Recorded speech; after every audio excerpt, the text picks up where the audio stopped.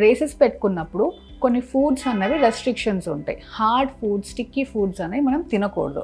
అవి తినడం మూలాన అవి విరుక్కోవడం వల్ల తర్వాత క్లీన్ చేసుకోవడం ఇబ్బందిగా ఉండడం కానీ, లేదా హార్డ్ ఫుడ్స్ తినడం వల్ల ఈ బ్రేసెస్ డిటాచ్ అయిపోవడం కానీ జరుగుతూ ఉంటుంది. సో ఆ ప్రాబ్లమ్స్ అన్నీ ఈ అలైనర్స్ ట్రీట్మెంట్లో ఉండదు. ఎందుకంటే ఈ అలైనర్స్ అన్నవి తినేటప్పుడు మనం తీసేస్తాం. కంప్లీట్గా అవి రిమూవబుల్ డివైజెస్ కాబట్టి తినేటప్పుడు అలైనర్స్ తీసేసి మనం కావాల్సిన ఫుడ్ తినేసి నీట్గా క్లీన్ చేసేసుకొని మళ్ళీ అలైనర్స్ అనేవి పెట్టుకోవడం జరుగుతుంది. సో ఈ 3 డిసడ్వాంటేజెస్ మనం బ్రేసెస్లో ఏవైతే చూస్తామో ఆ 3 అడ్వాంటేజెస్గా ఇక్కడ ఓవర్కమ్ చేయడం జరిగింది. అండ్ 4th అడ్వాంటేజ్ కూడా ఏంటి అంటే, చాలామంది మంత్లీ విజిట్స్కి రావాలి అంటే కూడా కొన్నిసార్లు వాళ్ళ స్కూలింగ్ వల్ల కానీ, కాలేజెస్ ఆర్ జాబ్ వల్ల రాలేకపోతుంటారు. ఈ అలైనర్స్లో కంపల్సరీ మంత్లీ విజిట్స్ అన్నవి కూడా ఉండవు. మనం కంఫర్టబుల్గా ఒక డేట్ ప్లాన్ చేసుకొని whenever you are comfortable you can just come for a checkup.